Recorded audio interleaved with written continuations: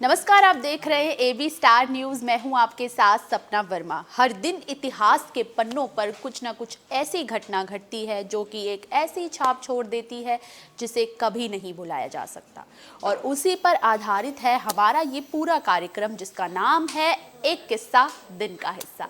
चलिए बढ़ते हैं हमारे पहले किस्से की तरफ। हमारा पहला किस्सा जुड़ा है एक ऐसी शख्सियत से जिन्होंने भारतीय जनता पार्टी की नींव रखी, जिनके लिए आज प्रधानमंत्री सहित देश के तमाम दिग्गज नेताओं ने ट्वीट किया है। तो क्या है आज उस शख्सियत के लिए खास दिन? तो आइए इस पर एक नजर डालते हैं। आइए जानते हैं आज क्या है खास। खंगालते हैं इतिहास के पन्ने। साल 1934 का वो दौर जब भारतीय जनता पार्टी का अहम हिस्सा रहे मुरली मनोहर जोशी का जन्म हुआ था।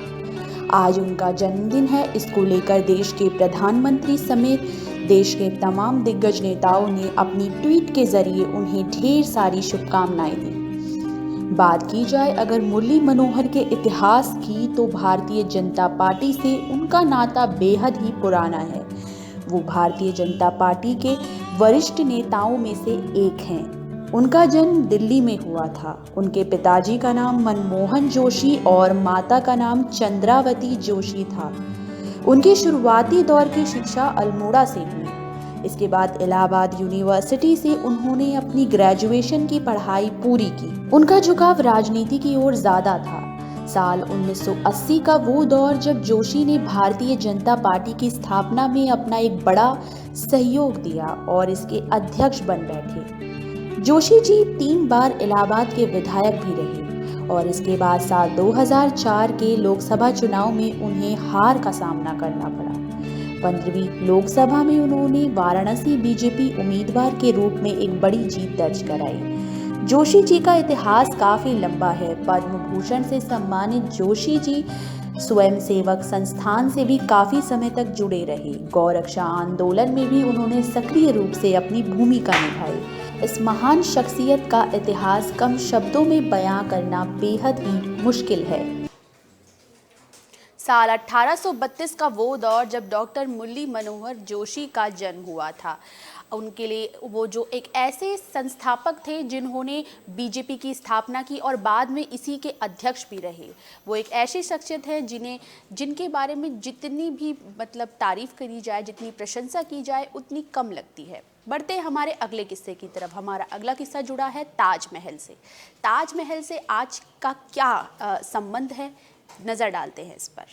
ताजमहल दुनिया के 7 अजूबों में से एक, खूबसूरती और मुगल कारीगरी का बेहतरीन नमूना पेश करती इतिहास की धरोहर है। एक सच्चे प्रेम की दास्तां को बयां करता, किसी के सच्चे प्यार का प्रतीक है ताजमहल।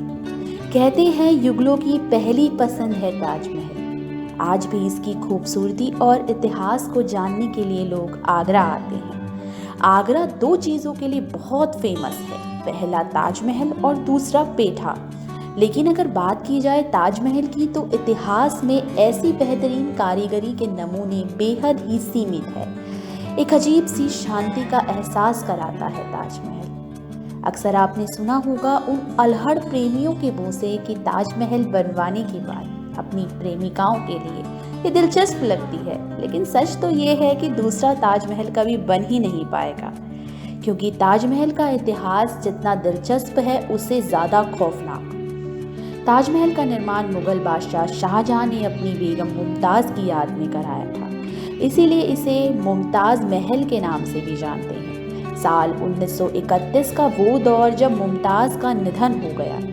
बादशाह अपनी रानी मुमताज़ से बेहद मोहब्बत करते थे, इसीलिए बादशाह ने रानी का मकबरा ताजमहल में ही बनवाया। कहते हैं कि इसके निर्माण में 22 सालों का समय लग गया और करीब 20,000 मजदूरों ने इसका निर्माण किया। इसकी बेहतरीन कारीगरी से बादशाह ने मजदूरों को काफ़ी इनाम दिए। कहते हैं कि इसका निर्माण करने वालों के बादशाह ने हाथ कटवा दिए थे ताकि ऐसा नायाब धरोहर दोबारा न बनाया जा सके। वहीं कुछ इतिहासकार कहते हैं कि ताजमहल जैसा दूसरा ताजमहल ना बने, इसीलिए बादशाह ने कारीगरों से वादा लिया था और आजीवन कारीगरों को वेतन देते रहे। अब आप सोच रहे होंगे कि आज ताजमहल और शाहजहां का हम लोग इतना ज़्यादा जिक्र क्यों कर रहे हैं। तो चलिए आपको बताते हैं। दरअसल आज ही के दिन साल 1592 को शाहजहां का जन्म हुआ था। शाहजहां जिनका असली नाम खुर्रम था। शाहजहां जहांगीर के बेटे और अकबर के पोते। बादशाह अकबर ने ही शाहजहां को खुर्रम नाम दिया था, जिसका फारसी भाषा में अर्थ था खुशी। कहते हैं बेगम रुकैया ने उनको गोद लिया था क्योंकि उनकी कोई संतान नहीं थी। साल 1627 में अपने पिता जहांगीर के निधन के बाद 1628 में खुर्रम ने राजा की गद्दी संभाली, जिसके बाद खुर्रम का नाम शाहजहां हो गया। शाहजहां यानी दुनिया का राजा। अपने शासनकाल में शाहजहां ने उत्तर दिशा में कंधार तक अपना राज्य फैला दिया और दक्षिण भारत का ज़्यादातर हिस्सा भी जीत लिया। शाहजहां का राजपाट 30 सालों तक रहा। इस दौरान उन्होंने जो चाहा वो पाया। अगर यादें दफन हो जाती तो ताजमहल इतना नायाब न होता। साल 1592 का वो दौर जब शाहजहां का जन्म हुआ था। शाहजहां जिन्हें खुर्रम कहा भी जाता था, उनका असली नाम था बादशाह खुर्रम, जो कि उन्हें अकबर के द्वारा दिया गया नाम था। खुर्रम का अर्थ है खुशियाँ। उस वक्त अगर देखा जाए तो ताजमहल जैसा नायाब तोहफा जो शाहजहां को इसका देने का श्रेय जाता है। ताजमहल भारत की धरोहर है। बढ़ते हैं अब हमारे अगले किस्से की तरफ। हमारा अगला किस्सा जुड़ा है क्रिकेट से। क्रिकेट दीवानों के लिए आज का दिन बेहद ही खास है। क्यों खास है, चलिए इस पर एक नज़र डालते हैं। भारत में यूं तो खेलों का अपना ही एक क्रेज है।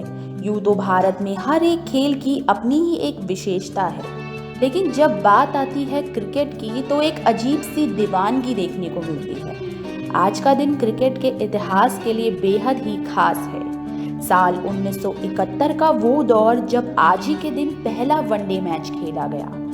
ये पहला वनडे मैच मेलबर्न में ऑस्ट्रेलिया और इंग्लैंड के बीच खेला गया था। मैच की शुरुआत इंग्लैंड ने टॉस जीतकर की। इसके बाद इंग्लैंड ने यहां बल्लेबाजी करते हुए 190 रन बनाए। वहीं बात की जाए अगर ऑस्ट्रेलिया की, तो ऑस्ट्रेलिया ने 5 विकेट गंवाकर 191 रन बनाते हुए इस मैच को जीतकर अपना शानदार प्रदर्शन पेश किया। बात की जाए उस दौर की, तो उस वक्त पहला एक दिवसीय मैच 40-40 ओवर का होता था। वनडे मैच में ऑस्ट्रेलिया के बेहतरीन प्रदर्शन के बाद जॉन एडरिच ने वनडे में उस वक्त 82 रन बनाकर इतिहास रच दिया था और मैन ऑफ द मैच का खिताब अपने नाम दर्ज करवाकर इतिहास के पन्नों में उस वक्त एक बड़ी जीत दर्ज करवाई थी। साल 1971 का वो दौर जब आज ही के दिन पहला वनडे मैच खेला गया था। ये पहला वनडे मैच ऑस्ट्रेलिया और इंग्लैंड के बीच खेला गया था। वक्त हो चला है अब आपसे विदा लेने का। हम फिर मिलेंगे किसी नए किस्से के साथ। तब तक के लिए देखते रहिए एक किस्सा दिन का हिस्सा। शुक्रिया।